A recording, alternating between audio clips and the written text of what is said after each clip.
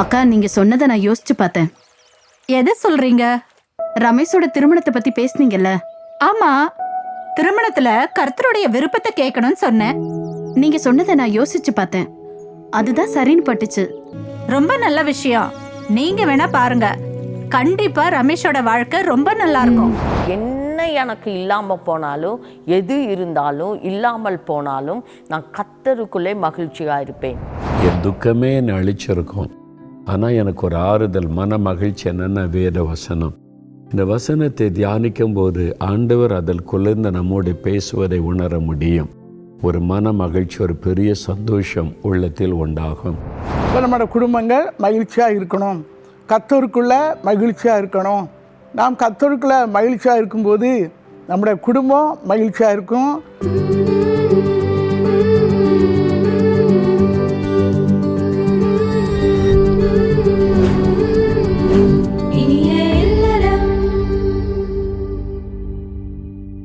அன்பான இனியலரம் நேயர்களுக்கு இயேசு கிறிஸ்துவின் இனிதான நாமத்தில் உங்கள் அனைவருக்கும் அன்பின் வாழ்த்துக்களை தெரிவித்துக் கொள்கிறோம். இந்த நிகழ்ச்சியின் மூலமாக உங்களை சந்திக்கிறதுல மிகுந்த மகிழ்ச்சி அடைகிறோம். இந்த நாளிலும் மகிழ்ச்சியான குடும்பம் என்ற தலைப்பில் நிகழ்ச்சிகளை பார்க்க போகிறோம். தெய்வீக சுபாவமாகிய அன்பு, பொறுமை, மன்னிப்பு, கீழ்ப்படிதல் இவைகள் தான் ஒரு குடும்ப உறவுகளை வழிப்படுத்துகிறது. குடும்பத்தில் உள்ள ஒவ்வொருத்தரும் தேவ பக்தியோடும் தேவ பயத்தோடு நடந்து கொள்ளும்போது அந்த குடும்பத்தின் மேலே தேவனுடைய ஆசீர்வாதம் நிச்சயமாக உண்டாகும். மகிழ்ச்சியான குடும்பம் அப்படிங்கிறது பணம், பொருள், பதவி, ஆடம்பர வாழ்க்கை ஆகியவற்றால் வர்றது கிடையாது. ஒரு குடும்பத்தின் மேலே தேவனுடைய ஆசீர்வாதமும் அந்த குடும்பத்தில் உள்ள ஒவ்வொருவருக்குள்ளும் தேவனால் வரும் தெய்வீக சுபாவமே அந்த மகிழ்ச்சியான குடும்பத்திற்கு அடித்தளமாக இருக்குது. பிரியமானவர்களே, தெய்வீக சுபாவத்தை பெற்றுக்கொள்ள நாம் நம்மை அர்ப்பணிப்போம். தேவனுடைய ஆசீர்வாதத்தினால் நம்முடைய குடும்பமும் மகிழ்ச்சியான குடும்பமாய் நிச்சயமாக மாறும். இப்பொழுதும் நம் சகோதரிகளோடு இணைந்து நம்முடைய ஆண்டவராகிய இயேசு கிறிஸ்துவை பாடி துதிக்கலாமா? Praise the Lord. இந்த நாளிலும் இனிய இல்லறம் நிகழ்ச்சி மூலமாக உங்களை சந்திக்கிறதுல எங்களுக்கு மிகுந்த சந்தோஷம். எங்களோடு கூட ஆண்டவரை பாடி துதிக்க நீங்கள் ஆயத்தமாக இருக்கிறீங்களா? இன்னைக்கு ஆண்டவரை நீங்கள் நம்பிக்கையாக வைத்திருக்கிறீங்களா? கர்த்தருடைய வார்த்தை சொல்லுகிறது, கர்த்தரை தன் நம்பிக்கையாக கொண்டிருக்கிற மனுஷன் பாக்கியவான். இன்னைக்கு நீங்களும் நானும் யாரை நம்பணும்னு ஆண்டவர் எதிர்பார்க்கிறார் தெரியுமா? கர்த்தர் மேலே நம்பிக்கையாக இருக்கணும். அவர் தான் நம்மை பாதுகாக்கிறவர். அவர் தான் நம்முடைய எல்லா காரியத்திலும் உடனிருந்து நடத்துகிறவர். எதுவாக இருந்தாலும் ஆண்டவர் மேலே நம்பிக்கை வைத்து நடக்கும்போது அப்படியே கால் வலுவாது. எந்த சூழ்நிலையில் ஆண்டவரை நம்புகிற ஒரு இருதயம் வேணும்னு சொல்லி ஆண்டவரை சேர்ந்து பாடி துதிக்கலாம். ஆண்டவரே, இப்படி நம்பிக்கை நீங்க தான், என்னுடைய எல்லாமே நீங்க தான் சொல்லி நம்ம ஆண்டவரை சேர்ந்து பாடி துதிக்க போகிறோம். ஆண்டவரே, என்னுடைய நம்பிக்கையா வைத்திருக்கிறேன்னு சொல்றவங்க இருதயத்தின் ஆழத்திலிருந்து இந்த கரங்களை தட்டி சேர்ந்து பாடுவோமா? என் நம்பிக்கையை உமக்கு ஸ்தோத்திரம், என் புகலிடமே உமக்கு ஸ்தோத்திரம்னு சொல்லி ஆண்டவரை பார்த்து ஆமே, அவர் நம்பிக்கையின் தேவனா இருக்கிறார்கள். விசுவாசத்தோடு சேர்ந்து பாடுவோமா? ஆமே. என் நம்பிக்கையே உமக்கு ஸ்தோத்திரம், என் புகலிடமே உமக்கு ஸ்தோத்திரம். என் நம்பிக்கையே உமக்கு ஸ்தோத்திரம், என் புகலிடமே உமக்கு ஸ்தோத்திரம். உம்மைத்தான் நான் நம்பியிருக்கேன், அற்புதங்கள் எனக்கு செய்யுங்கப்பா. உம்மைத்தான் நான் நம்பியிருக்கேன், அற்புதங்கள் எனக்கு செய்யுங்கப்பா. என் நம்பிக்கையே உமக்கு ஸ்தோத்திரம், என் புகலிடமே உமக்கு ஸ்தோத்திரம். என் நம்பிக்கையே உமக்கு ஸ்தோத்திரம், என் புகலிடமே. ஆமே. நூற்றுக்கு நூறு, நூற்றுக்கு நூறு உம்மையே நான் நம்புவேன். அற்புதம் செய்திடுங்க, அதிசயம் நடத்திடுங்க.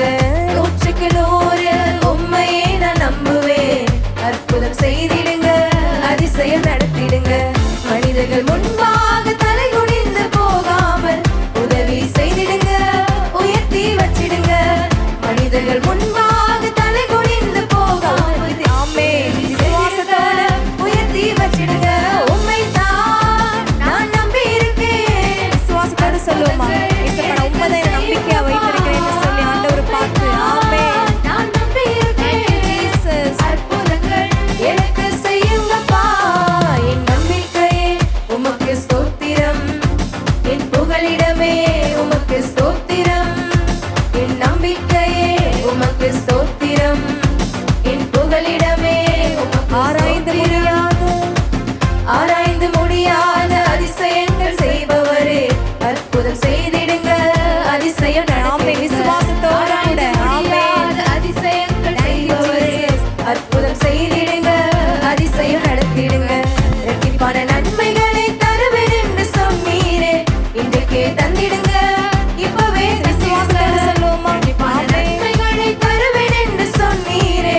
நம்பிக்கையை தந்திடுங்க, இப்பவே தந்திடுங்க. உம்மைத்தான் நான் நம்பி இருக்கேன், அற்புதங்கள் எனக்கு செய்யுங்கப்பா. உம்மைத்தான் நான் நம்பி இருக்கேன், அற்புதங்கள் எனக்கு செய்யுங்க. உம்மை அல்லாமல் யார் என்னை உயர்த்தக்கூடும்? அற்புதம் செய்திடுங்க, அதிசயம் நடத்திடுங்க. உம்மை அல்லாமல் யார் என்னை உயர்த்தக்கூடும்? அற்புதம் செய்திடுங்க, அதிசயம் ஐஸ்வர்யம் ஐஸ்வர்யம் கனமுமே உம்மாலே தான் வருகிறது. ஆளுகை செய்யுங்கப்பா, மேன்மைப்படுத்துங்கப்பா. ஐஸ்வர்யம் கனமுமே உம்மாலே தான் வருகிறது. ஆளுகை செய்யுங்கப்பா, மேன்மைப்படுத்துங்கப்பா. உம்மைத்தான் நான் நம்பி இருக்கேன். விசுவாசத்தோடு சொல்லுவோமா? என்னுடைய நம்பிக்கை அப்பா, உண்மையை நம்பி இருக்கிறேன்னு சொல்லி ஆமென். நான் நம்பி இருக்கேன், அற்புதங்கள் என்னை செய்யுங்கப்பா. உம்மைத்தான் நான் நம்பி இருக்கேன், அற்புதங்கள் எனக்கு செய்யுங்கப்பா.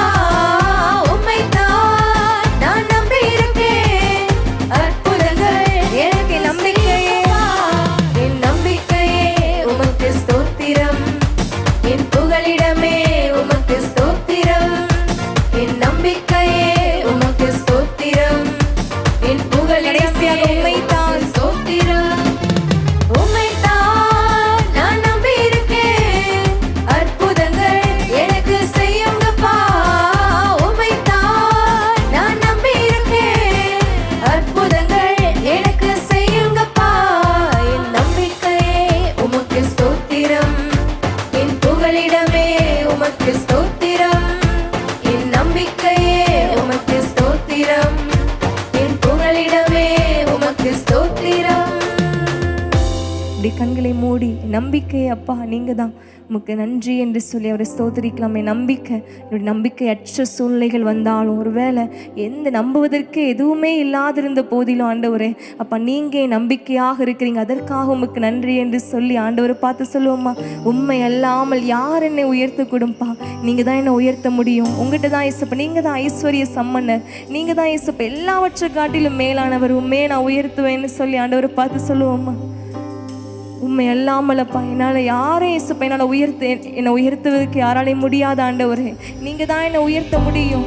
ஆண்டவர் மேலே நம்பிக்கை வச்சிருக்கிறவங்க மாத்திரம்தான் அவருடைய கரத்தினால் உயர்த்தப்படுவாங்க. அவருடைய கரத்தில் எல்லாமே ஆகும். ஆண்டவரை பார்த்து ஆண்டவரே நீங்கள் தான் எனக்கு எல்லாமேன்னு சொல்லி ஆண்டவரை பார்த்து சொல்லுவோம். அப்பா என் ஜீவ நாட்கள் முழுவதும் என்னுடைய உயிருள்ள நாள் வரைக்கும் என் நம்பிக்கை நீங்கள் தான் சொல்லி கர்த்தரை தன் நம்பிக்கையாக கொண்டிருக்கிற மனுஷன் அவன் பாக்கியவான் என்று சொல்லி வேதம் சொல்லுகிறது. எந்த சூழ்நிலையாக இருந்தாலும் பரவாயில்லைங்க, உங்கள் நம்பிக்கை முழுவதும் 100க்கு 100 அவரே நம்பும்போது உங்கள் வாழ்க்கை செழிப்பாய் மாறும். விசுவாசத்தோடு கூட ஆண்டவரை பார்த்து நம்புறதுக்கு எதுவுமே இல்லாமல் இருக்கிறீங்களா? ஒரு தோல்வியினை சந்திச்சு நீங்கள் சந்தோஷத்தை இழந்திருக்கிறீங்களா? ஆண்டவரை பார்த்து ஆண்டவரே என் ஜீவ நாட்கள் எல்லாம் ஆண்டவரே நான் உண்மையே சார்ந்திருப்பேன்னு சொல்கிறீங்களா? ஆண்டவரை பார்த்து ஆமென் ஆண்டவரே, தேங்க்யூ ஜீசஸ். ஆண்டவரை பார்த்து சொல்லுங்கள் இந்த வார்த்தை, என்னை நம்பிக்கை நீங்கள் தான் ஆண்டவரே, நான் உண்மை தான் நம்புவேன், எப்போதும் உண்மை நம்புவேன்னு சொல்கிறீங்களா? ஆமென் அப்பா, தேங்க்யூ லார்ட். என் ஜீவ நாட்களெல்லாம் என்றும் உம்மை சார்ந்திருப்பேன். ஆமென் அப்பா. என் ஜீவ நாட்களெல்லாம் என்றும் உம்மை சார்ந்திருப்பேன். ஆமென். நான் நம்புவேன் நம்புவேன் உம்மை மட்டுமே, என் வாழ்வின் நம்பிக்கையே நீதானையா. நான் நம்புவேன் பார்த்தப்ப நான் உண்மைதான் நம்புவேன்னு சொல்லி விசுவாசத்தோடு கூட என் வாழ்வின் நம்பிக்கையே நீதான். நம்புவேன் நான் நம்புவேன். சொல்றீங்களா ஆண்டவரே, நான் யாரையும் நம்ப மாட்டேன், மனுஷனை நம்ப மாட்டேன், குடும்பத்தார நம்ப மாட்டேன், நம்பிக்கை நீங்க தான் சொல்லி ஆமென் விசுவாசத்தோடு நான் நம்புவேன் நம்புவேன் உம்மை மட்டுமே, என் வாழ்வின் நம்பிக்கையே நீதானையா. நம்மை ஜெனிப்பித்தவர் அவர்தான், நம்மை ஆண்டு கொள்ளுகிறவர் அவர்தான், அவர் மேல நம்ம உருவாக்கின தெய்வம் உங்களுடைய சரீரத்தின் எல்லா அவயவங்களையும் பார்த்து பார்த்து உருவாக்குனவர் அவர்தான். அவர் மேல நம்பிக்கை வைத்து நடக்க நீங்க ஆயத்தமா இருக்கிறீங்களா? நீங்க அப்படி இருந்தீங்கன்னா இருக்கிற இடங்கள்ல அப்படி இருதயத்தின் ஆழத்தின் அப்பா என்னை ஜெனிப்பித்தவர் நீங்க தானே, நான் உண்மைதான் நம்புவேன்னு சொல்லி ஆண்டவரை பார்த்து சொல்றீங்களா? Thank you Jesus. ஜெனிப்பித்தவர் நீதானையா, கைவிடவில்லை ஐயா. ஜெனிப்பித்தவர் ஜெனிப்பித்தவர் நீதானையா, கைவிடவில்லை ஐயா. என்னை கைவிடவில்லை, என்னை கைவிடவில்லை. நான் நம்புவேன் நம்புவேன் உம்மை மட்டுமே, மட்டும்தான் நம்புவேன்னு சொல்லுவாங்க. இந்த வார்த்தையை சொல்லி பாடுவோம். ஒருவேளை மனுஷங்க மேல நம்பிக்கை வைத்து எல்லாவற்றையும் இழந்த சூழ்நிலையோடு இருக்கிறீங்களா? இன்னைக்கு உங்க நம்பிக்கை ஆண்டவர் மேல வைங்க. அப்பா நன்றி நன்றி, நம்புவேன் நான் நம்புவேன் நம்புவேன் உம்மை மட்டுமே, என் வாழ்வில் நம்பிக்கையே நீதானையா. ஆதரித்தீர் அரவணைத்தீர், உன் தோளில் என்னை சுமந்தீராமே. ஆதரிக்கிற தெய்வம் இயேசுதான். அந்த வார்த்தையை சொல்லி பாடலாமா? உம் தோளில் என்னை சாதரித்தீராமே. ஆதரித்தீர் அரவணைத்தீர், உம் தோளில் என்னை சுமந்தீர். ஒரு விஷயம் கூட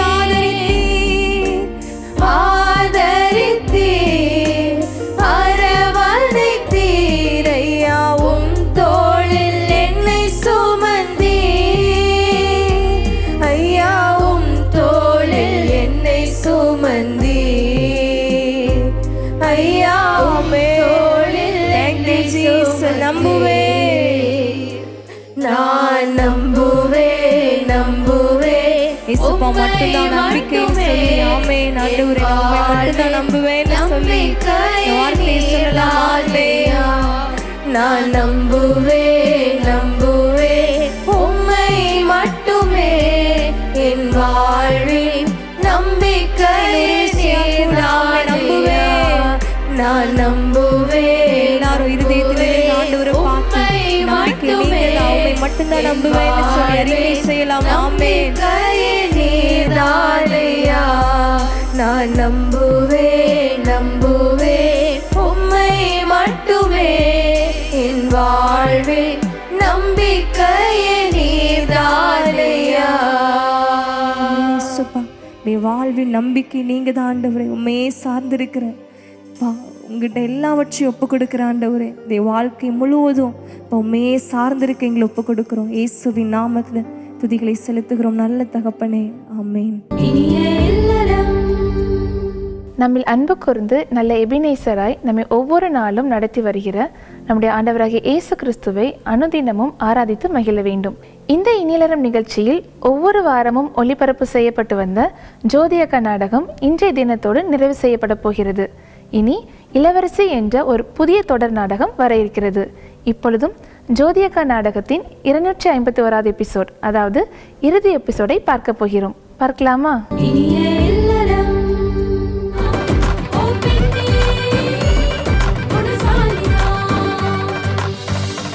ஜோதியக்கா, இவ்வளவு விஷயம் நடந்திருக்கா?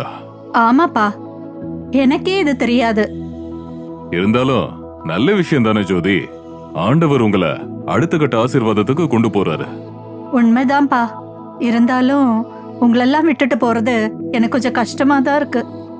கவலைப்படாதம்மா, சில காரியத்துல விலக்கிரியம் செலுத்தினா பெரிய ஆசீர்வாதத்தை பார்க்க முடியும். அதுவும் இல்லாம குடும்பமா தானே போறீங்க. பிள்ளைகளோட படிப்பு வேலைன்னு நல்ல விஷயத்துக்கு தானே. ஆமாம்பா. சரி, இங்க இருக்கிற வீடு? அதையும் கேட்டேன்பா. அது ஒன்றும் பிரச்சனை இல்லம்மா, இந்த வீடு இப்படியே இருக்கட்டும். இப்படியே இருக்கட்டுமா?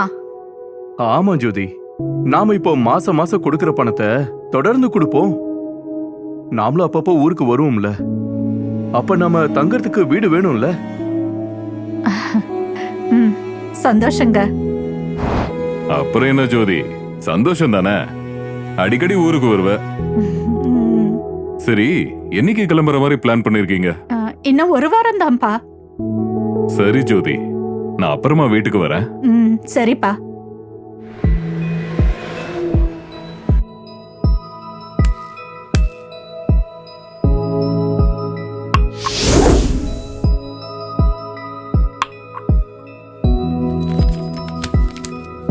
டேனினே, பல வருஷத்துக்கு முன்னாடி பார்க்கும்போது எப்படி இருந்தீங்களோ அப்படியே இளமையா இருக்கீங்களே. நீ வேற தம்பி, சும்மா காமெடி பண்ணாத. வெள்ள முடிய கருப்பாக்குற கஷ்டம் எனக்கு மட்டும்தான் தெரியும். அப்புறம் சென்னையில சொந்தமா கடை ஆரம்பிக்க போறதா கேள்விப்பட்டேன். ஆமாப்பா, ஆண்டவருடைய கிருபை. இவ்வளவு நாள் கஷ்டப்பட்டேன், இப்ப ஆண்டவர் ஒரு வழி தந்திருக்காரு. கேட்கவே ரொம்ப சந்தோஷமா இருக்குனே. இவ்வளவு நாள் உங்களை கடையில வேலை பார்த்துட்டு இப்ப உங்களை முதலாளியா பார்க்க போறதுன்னு நினைச்சா மனசுக்கு ரொம்ப சந்தோஷமா இருக்குனே. இப்பவும் நான் வேலை செய்யணும்ப்பா, வேலை செய்யாம இருக்க முடியாதுல்ல. அதுவும் உண்மைதானே. சென்னைக்கு வரப்ப கண்டிப்பா என் கடைக்கு வாப்பா. கண்டிப்பானே, நீங்களும் அடிக்கடி ஊருக்கு வரணும். கண்டிப்பாப்பா. சாப்பிடுங்க. அக்கா, நீங்க சொன்னதை நான் யோசிச்சு பார்த்தேன். எதை சொல்றீங்க? ரமேஷோட திருமணத்தை பத்தி பேசுனீங்கல்ல? ஆமா, திருமணத்துல கர்த்தருடைய விருப்பத்தை கேட்கணும்னு சொன்னேன். நீங்க சொன்னதை நான் யோசிச்சு பார்த்தேன். அதுதான் சரின்னு பட்டுச்சு. நான் ரமேஷ் கிட்ட கேட்டேன், உனக்கு எப்படிப்பட்ட பொண்ணு பார்க்கணும்னு. எனக்கு கிறிஸ்துவ பொண்ணு தான் வேணும்னு சொன்னான். அது எனக்கு பிடிக்கல, முதல்ல வேண்டான்னு தான் சொன்னேன். ஆனா இப்ப அவன் விருப்பப்படி கட்டி வச்சிடலான்னு முடிவு பண்ணிட்டேன். ரொம்ப நல்ல விஷயம். நீங்க வேணா பாருங்க, கண்டிப்பா ரமேஷோட வாழ்க்கை ரொம்ப நல்லா இருக்கும்.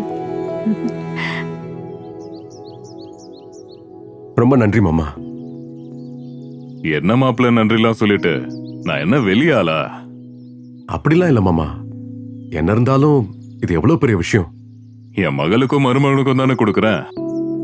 அதுவும் இல்லாம இதை வச்சுக்கிட்டு நான் என்ன பண்ண போறேன்? உங்களுக்காவது யூஸ் ஆகும்ல. முதல்ல உங்களுக்கு இருக்கிற சின்ன சின்ன கடனை எல்லாம் அடைங்க. சரி மாமா.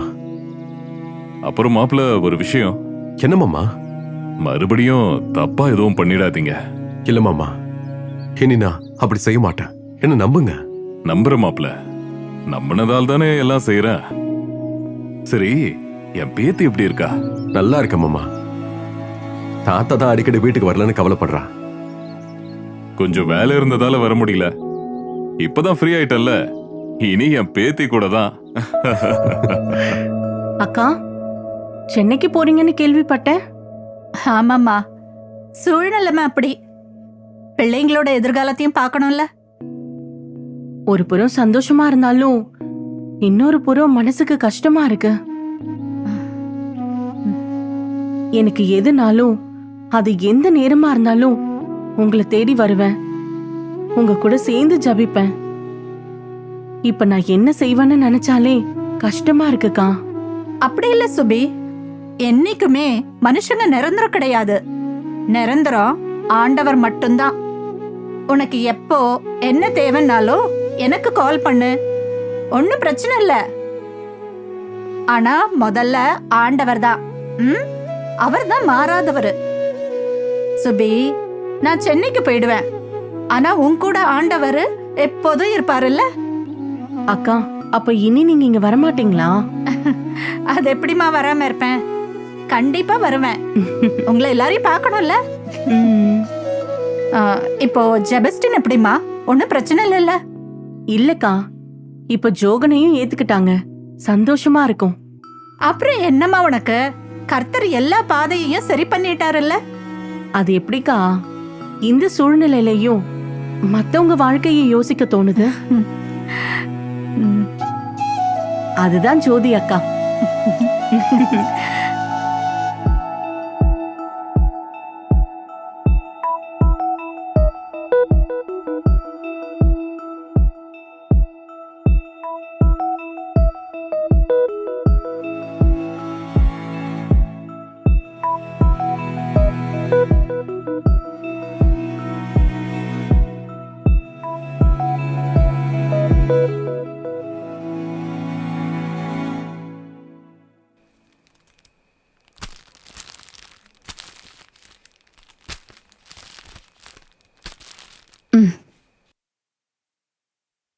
அன்னைக்கு திட்டுனீங்க, இன்னைக்கு கூப்பிட்டு போட்டோ பாக்குறீங்க. ஒண்ணுமே புரியல. நான் தான் சொன்னேன்ல, கொஞ்சம் வெயிட் பண்ணுங்கன்னு. என்னப்பா நடக்குது இங்க? எனக்கு ஒண்ணுமே புரியல. உங்களுக்கு ஒண்ணும் புரிய வேண்டாம். பொண்ணு நல்ல லட்சணமா தான் இருக்கா. அம்மா பேர் என்ன? வேதிகா. ஓ, இங்க பாருங்க, சீக்கிரமா பேசி முடிங்க. நாளெல்லாம் கடத்தக்கூடாது. நான் ஏன் கடத்த போறேன்? நாளைக்கே போறேன். இன்னைக்கு எதுவும் கெட்ட நாளா என்ன? இன்னைக்கு போக வேண்டியதானே? இன்னைக்கு போறேன். அக்கா, அம்மா கல்யாணத்துக்கு சரின்னு சொல்லிட்டாங்க. அப்படியா? ரொம்ப சந்தோஷம்பா.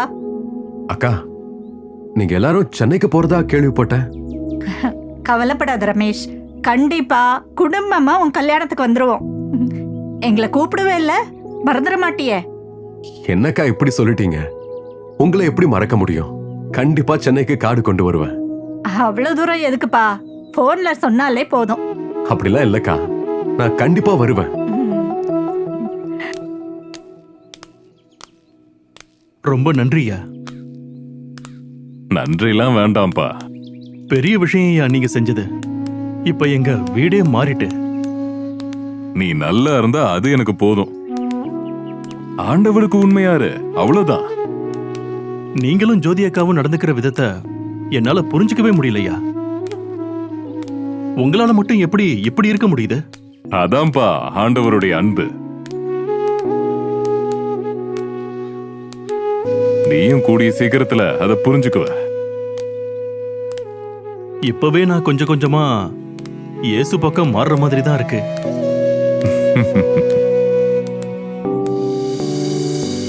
அன்பான நேயர்களே, கடந்த பல ஆண்டுகளாக ஜோதி அக்காவும் அவரது குடும்பமும் பல வீடுகளுக்குள் நம்பிக்கையின் ஒளியை கொண்டு வந்தார்கள். உடைந்த உறவுகளை இணைத்தார்கள். கண்ணீருக்கு ஆறுதல் சொன்னார்கள். தேவனுடைய வார்த்தையின் அடிப்படையில் நல்ல ஆலோசனைகளை வழங்கினார்கள். இன்று அவர்கள் இந்த ஊரை விட்டு ஒரு புதிய பயணத்தை நோக்கி செல்கிறார்கள். ஆனால் அவர்கள் விதைத்த அன்பும் ஜெபமும் நல்லொழுக்கமும் இங்கேயே தொடர வேண்டும். உங்கள் வீட்டிலும் உங்கள் குடும்பத்திலும் உங்கள் சுற்றத்தாரிடமும் சமாதானத்தையும் அன்பையும் விதையுங்கள். ஒருவர் மற்றவருக்கு ஆறுதலாக இருங்கள். ஜோதி அக்கா செய்து வந்த இந்த நற்செயலை இனி நீங்கள் தொடருங்கள். ஏனெனில் ஒரு மனிதரின் பயணம் முடிந்தாலும் அவர் விட்டு சென்ற சுவிசேஷத்தின் ஒளி என்றும் அணையாது. ஜோதியின் பயணம் தொடரும். ஜோதியக்கா நாடகத்தின் இறுதி எபிசோடை பார்த்தீங்களா? உங்களுக்கு ஆசீர்வாதமாக இருந்துச்சா? இந்த ஜோதியக்கா நாடகம் 251 எபிசோடுகள் ஒளிபரப்பு செய்ய தேவன் கிருபை செய்திருக்கிறார். இந்த நாடகம் நம் தேசத்திலும் வெளி தேசத்திலும் அநேக குடும்பங்கள் ஆசீர்வதிக்கப்பட்டிருக்காங்க. குடும்பங்களுக்கு தேவையான அநேக ஆலோசனைகளை இந்த நிகழ்ச்சியின் மூலம் தேவன் கொடுத்து ஆச்சரியமாக நடத்தினார். இது கிறிஸ்தவ தொலைக்காட்சி உலகத்தில் இதுவரை யாரும் செய்திராத ஒரு புதிய முயற்சியும் புதிய காரியமும் ஆகும். இதற்கு பின்பதாக அநேக தெய்வ பிள்ளைகள் இரவு பகல் பாராமல் கடினமாக உழைத்த உழைப்பு இருக்கிறது. இதற்காக அநேகர் தங்கள் வீடுகளை திறந்து கொடுத்த அர்ப்பணிப்பு இருக்கிறது. இவை அனைத்தும் சேர்ந்து தான் ஜோதியக்கா நாடகம் இத்தனை எபிசோடுகள் வெளிவர காரணமாக இருந்துச்சு. இதற்காக நம்முடைய ஆண்டவருக்கு நன்றி செலுத்த வேண்டும். தொடர்ந்து ஒளிபரப்பாக இருக்கும் இளவரசி என்ற தொடர் நாடகத்திற்காக ஜெபித்துக் கொள்ளுங்கள். இப்பொழுதும் நம் சகோதரிகளோடு இணைந்து ஆண்டவருக்கு நன்றி செலுத்தி நம் குடும்பங்களின் ஆசீர்வாதத்திற்காக ஜெபிக்க போகிறோம். ஜெபிக்கலாமா? கிறிஸ்துவுக்குள் பிரியமானவர்களே, ஆண்டவர் இயேசுவின் நாமத்தில் உங்களுக்கு எங்கள் அன்பின் வாழ்த்துக்கள். இந்த நாளிலும் உங்களுக்காக ஜெபிப்பது எங்களுக்கு ரொம்ப சந்தோஷம். ஏன் தெரியுமா? தலைப்பே சொல்லுகிறது மகிழ்ச்சியான குடும்பம். இன்றைக்கி மகிழ்ச்சியான குடும்பமாக நம்ம குடும்பமெல்லாம் இருக்கணும்னு தான் ஆண்டவர் குடும்பத்தை ஏற்படுத்தினார். ஆனால் இன்றைக்கி குடும்பங்களுக்குள்ள மகிழ்ச்சி இருக்குதா அப்படின்னு கேட்டால் அதுதான் இல்லை. எல்லாம் இருக்கும், மகிழ்ச்சி இருக்காது. வசனம் என்ன சொல்லுகிறது அப்படின்னு பார்த்தீங்கன்னா, ஆபக்கூக் 3ஆம் அதிகாரத்தில் நீங்கள் 17-18 வசனங்களை வார்த்து பார்த்தீங்கன்னா, அத்திமரம் துளிர் விடாமல் போனாலும் திராட்சை செடி பழம் உண்டாகாமல் போனாலும் ஒலிவ மரத்தில் பலனற்று போனாலும், வயல்களில் தானியம் விளைவியாமல் போனாலும், கிடையில் ஆட்டு மந்தைகள் முதலற்று போனாலும், தொழுவத்திலே மாடுகள் இல்லாமல் போனாலும், நான் கர்த்தருக்குள் மகிழ்ச்சியாயிருப்பேன், என் ரட்சிப்பின் தேவனுக்குள் களி கூறுவேன். இதுதான் கர்த்தருடைய வார்த்தை. அப்போ என்ன எனக்கு இல்லாமல் போனாலும், எது இருந்தாலும், இல்லாமல் போனாலும், நான் கர்த்தருக்குள்ளே மகிழ்ச்சியாக இருப்பேன். இன்னைக்கு இருக்குதா? நம்ம யோசித்து பார்க்கணும். ஒரு குடும்பத்தில் கூட மேக்சிமம் எல்லா குடும்பத்துக்குள்ளேயும் பிரச்சனை. வீட்டுக்கு வீடு வாசப்படிங்கிற மாதிரி எல்லா குடும்பத்துக்குள்ளேயும் ஏதோ ஒரு காரியம், ஏதோ ஒரு பிரச்சனை, ஏதோ ஒரு காரியம் உள்ளத்தில் இருக்கும். ஆனால் வசனத்தின்படி நம்ம வாழ்ந்தோமானா மகிழ்ச்சியான குடும்பமாக நம்ம இருக்க முடியும். இன்றைக்கி நமக்கு அப்படி இல்லை. நிறைய குடும்பங்களுக்குள்ள பெற்றோர் வந்து பிள்ளைகளுக்கு விரோதமாக இருக்கிறாங்க, பிள்ளைகள் பெற்றோருக்கு விரோதமாக, மாமியார் மருமகளுக்கு விரோதமாக, மருமகள் மாமியாருக்கு விரோதமாக, கணவன் மனைவிக்கு விரோதமாக, மனைவி ஒரே குடும்பத்துக்குள்ள தான் இருப்பாங்க. இறுதியும் ஒன்றா இருக்குதா அப்படின்னு கேட்டால் இருக்காது. வேற வேற இறுதியும். இவங்க சொல்கிறது அவங்க ஏற்றுக்கொள்ள முடியல, அவங்க சொல்கிறது இவங்க ஏற்றுக்கொள்ள முடியல. ஆண்டவர் இதுக்காக குடும்பத்தை படைக்கவே இல்லை. இன்னைக்கு எத்தனை குடும்பம் சிதைந்து கிடக்குது, உடைந்து கிடக்குது, பிரிந்து கிடக்குது. அப்போ இந்த குடும்பமெல்லாம் மகிழ்ச்சியான குடும்பமாக வாழணும். அதான் தெய்வ திட்டம், அதான் தெய்வ சித்தம். எதுக்கு குடும்பத்தை ஆண்டவர் கொடுத்தார்? சண்டை போட்டுக்கிட்டு இப்படியே பிரிஞ்சு அவங்க மேலே நம்ம சொல்கிறது, நம்ம மேலே இவங்க சொல்கிறது. ஏன் இப்படி நடக்குது அப்படின்னா, விட்டு கொடுக்க முடியல. ஒருத்தருக்கு ஒருத்தர் விட்டு கொடுக்கல, ஒருத்தருக்கு ஒருத்தர் புரிந்து கொள்ளுதல் இல்லை. அப்போ ஒருத்தருக்கு சொல்கிற கருத்தை இன்னொருத்தர் ஏற்றுக்கொள்ள முடியலை. குடும்பம் தான், ஒன்றா தான் இருக்கிறோம், ஆனால் ஏற்றுக்கொள்ள முடியல. அப்படி விட்டு கொடுத்து நம்ம புரிந்து கொண்டு, சரி அவங்க அப்படி தான் இருக்காங்க, நம்ம இப்படி இருக்கணும், இப்படியெல்லாம் நினச்சி நம்ம புரிந்து கொண்டு நம்ம போனோன்னா அந்த குடும்பம் உண்மையிலேயே மகிழ்ச்சியாக தான் இருக்கும். நம்ம குடும்பத்தில் சமாதானமாக இருக்கணும், சந்தோஷமாக இருக்கணும்னா முதல்ல ஆண்டவருக்கு நம்ம இடம் கொடுக்கணும். நம்மளை குடும்பமாக்கினதே ஆண்டவர் தானே. அப்போ அந்த ஆண்டவரே குடும்பத்துக்குள்ளே இல்லைன்னா அங்கங்கே இருக்கும் மகிழ்ச்சி. இப்போ பாருங்கள், இந்த வசனம் என்ன சொல்லுதுன்னு, ஒன்றுமே இல்லாமல் போனாலும் நான் கர்த்தருக்குள் மகிழ்ச்சியாக இருப்பேன். அப்போ கர்த்தருக்கு இடம் கொடுத்தா தானே கர்த்தருக்குள்ளே மகிழ்ச்சியாக இருக்க முடியும். அங்கே கர்த்தரே அந்த குடும்பத்துக்குள்ளே இல்லைன்னா, கர்த்தருக்கே நம்ம வாழ்க்கையில் இடம் கொடுக்கலைன்னா மகிழ்ச்சி எங்கே இருக்கும்? அப்போ இருக்காது. அப்போ நம்ம இன்னைக்கு ஒரு தீர்மானம், இன்னைக்கு நம்ம ஜெபம் பண்ண போகிறோம், நம்ம உங்களுக்காக தான் நாங்கள் ஜெபிக்க போகிறோம். இன்னைக்கு ஒரு தீர்மானம், என் வாழ்க்கையில் என் குடும்பத்துக்குள்ளே நான் என்ன செய்வேன்? கர்த்தருக்குள்ளே நான் இடம் கொடுப்பேன், மகிழ்ச்சியாக இருக்க இடம் கொடுப்பேன் அப்படின்னு சொல்லி நம்ம இந்த தீர்மானம் பண்ணிக்கணும். அடுத்தபடியாக நம்ம என்ன செய்ய போகிறோன்னா, ஆண்டவர் வந்து நம்ம குடும்பத்தினுடைய சமாதானத்தை கெடுக்கிறது யாருன்னா மனுஷங்க தான், நம்ம தான். கர்த்தரோட வார்த்தைக்கு கீழ்ப்படுறது இல்லை, கர்த்தர் சொல்கிறபடி வாழ்கிறது இல்லை, நம்ம இஷ்டம் போல் வாழ்கிறோம், நம்ம நோக்கம் போல் வாழ்கிறோம், நம்ம எடுத்தது தான் முடிவுன்னு நினச்சிக்கிறோம், நம்ம தீர்மானிக்கிறதா திட்டம் அப்படின்னு நினச்சிக்கிட்டு எத்தனை குடும்பம் பிரிஞ்சு கிடக்குது. எவ்வளோ குடும்பம் பிசாசு குடும்பங்களுக்குள்ள நுழைஞ்சு பாவத்தை தூண்டுறதும், சாபத்தை தூண்டுறதும், ஒரு மனதை கெடுக்கிறதும், அந்த குடும்பத்துக்குள்ள குழப்பத்தை உண்டாக்குறது, சமாதானத்தை திருடிட்டு போகிறது, இப்படி நிறைய காரியங்கள் பிசாசுக்கு இடம் கொடுக்குறோம். நமக்கு அது தெரியறதில்லை. இப்போ நம்ம முதலாவது எதுக்காக நம்ம ஜெபிக்க போகிறோம் அப்படின்னு சொன்னால், எதுக்கு ஜெபிக்கிறோம் அப்படின்னா, நம்ம குடும்பத்துக்குள்ளே இயேசு வரணும். அப்போ இயேசு இருந்தால் தான் அங்கே சமாதானம் இருக்கும். ஏன்னா சமாதானத்தை திருடுற பிசாசு அங்கே உள்ளே வராது குடும்பத்துக்குள்ளே. எதுக்கு? சம்பந்தமில்லாத சமாதான குறைவுகள். ஆண்டவர் அதுக்காக குடும்பத்தை அப்படி உண்டாக்கல. நம்ம இதுக்காக தான் ஜெபிக்க போகிறோம். ரெண்டாவது, யோபு 5:24 நீங்கள் பாருங்கள். உம்முடைய கூடாரம் சமாதானத்தோடு இருக்க காண்பீர்கள், உம்முடைய வாசத்தலம் விசாரிக்கும் போது அங்கே குறையே இருக்காதான். இத்தனை குறைகள் இருந்தாலும் உங்கள் வீடு சமாதானமாக இருக்கும், மகிழ்ச்சியான கிறிஸ்துவ குடும்பமாக இருக்கும். அதுக்கு தான் இப்போ நம்ம ஜெபிக்க போகிறோம். முதலாவது, நம்ம ஆண்டவருக்கு அந்த குடும்பத்தில் இடம் கொடுக்கணும், ஜெபிக்கணும், கர்த்தரை தேடணும், நம்ம வீட்டுக்குள்ளே இயேசு இருக்கணும். அதெல்லாம் நம்ம அறிந்து கொண்டு நம்ம ஆண்டவருக்கு இடம் கொடுக்கும்போது நம்ம குடும்பம் மெய்யாகவே மகிழ்ச்சியான குடும்பமாக இருக்கும். இப்போ சகோதரி உங்களுக்காக ஜெபிக்க போகிறாங்க. ஆண்டவர் உங்கள் குடும்பத்துக்குள்ளே அந்த மகிழ்ச்சியை, சந்தோஷத்தை வைக்க போகிறார். தகப்பனே, நாங்கள் உம்மை துதிக்கிறோம், உமக்கு நன்றி செலுத்துகிறப்பா. இந்த இனியலற நிகழ்ச்சியை பார்த்து கொண்டிருக்கிறதான ஆண்டவரே, ஒவ்வொரு குடும்பத்தின் பிள்ளைகளுக்காக உங்கள் முகத்தை நோக்கி பார்த்து ஜெபிக்கிறையா. குடும்பம் ஆண்டவரே சமாதானமாய் சந்தோஷமாய் இருப்பதுதான் ஆண்டவரே சப்பா உங்களுக்கு பிரியம் ஆண்டவரே. ஆனால் இந்த நாட்களில் குடும்பத்தில் இருக்கிறதான பிள்ளைகள் ஆண்டவரே, கணவன் மனைவி பிள்ளைகள் ஆண்டவரே, குடும்பமாய் ஆண்டவரே தினம்தோறும் கர்த்தரை தேடாம செபிக்காம இருந்தது நிமித்தப்பா இந்த நாட்களில் குடும்பங்களில் சமாதானமற்ற சூழ்நிலை ஆண்டவரே தகப்பனை போராட்டங்கள் பிரச்சனைகள் ஆண்டவரே பாவத்தின் அடிமைத்தனத்திலே கிடக்கிறாங்க ஆண்டவரே இசப்பா மனசமாதானம் இல்லாமல் இருக்கிறாங்கப்பா ஆண்டவரே அப்படிப்பட்டதான குடும்பங்களுக்காக ஆண்டவரே உங்கள் சமூகத்தை நோக்கி பார்த்து நிற்கிற ஆண்டவரே இசப்பா அந்த பிள்ளைகளுக்கு நீர் மனமிறங்கும்படிக்கு ஜெபிக்கிறையா இந்த நாளில் ஆண்டவரே நான் குடும்பமாய் நான் ஜெபிப்பேன் என்று தன்னை அர்ப்பணித்து கொள்கிறதான ஒவ்வொரு குடும்பங்களையும் உடைய கரத்திலே ஒப்பு கொடுத்து நாங்கள் ஜெபிக்கிறையா. முதலாவது ஆண்டவரே இசப்பா கர்த்தருடைய ராஜ்யத்தை தேடுகிற குடும்பமாய் ஆண்டவரே கர்த்தர் அந்த பிள்ளைகளை மாற்றும்படிக்கு நாங்கள் ஜெபிக்கிறோம் ஆண்டவரே. தினம்தோறும் வேதம் வாசித்து ஜெபித்து கர்த்தருக்கு முதலிடம் கொடுக்க ஆண்டவரே கர்த்தர் கிருபை பாராட்டும்படிக்கு நாங்கள் ஜெபிக்கிறோம் ஆண்டவரே. ஒவ்வொரு குடும்பத்தையும் உம்முடைய கரத்திற்குள்ளாய் ஒப்பு கொடுத்து நாங்கள் ஜெபிக்கிறோம். கர்த்தர் ஆண்டவரே மனமகிழ்ச்சியை கொடுக்கும்படிக்கு நாங்கள் ஜெபிக்கிறோம். நல்ல சமாதானத்தையும் சந்தோஷத்தையும் கட்டளையிடும்படிக்கு நாங்கள் ஜெபிக்கிறையா. கர்த்தர் அப்படி செய்கிற கிருபைக்காக உமக்கு நன்றி செலுத்துகிறோம். இயேசுவின் நாமத்தினாலே ஜெபிக்கிறோம் நல்ல பிதாவே. ஆமேன். கர்த்தர் கிருபையாக நம்முடைய ஜெபத்தை கேட்டு ஆண்டவர் நம்ம வீட்டுக்குள்ளே வந்து அந்த மெய்யான சந்தோஷத்தையும் சமாதானத்தையும் நம்ம கொடுக்கிறபடினால் கர்த்தருக்கு நன்றி, கர்த்தருக்கு நன்றி, கர்த்தருக்கு நன்றி, நன்றி அப்பா.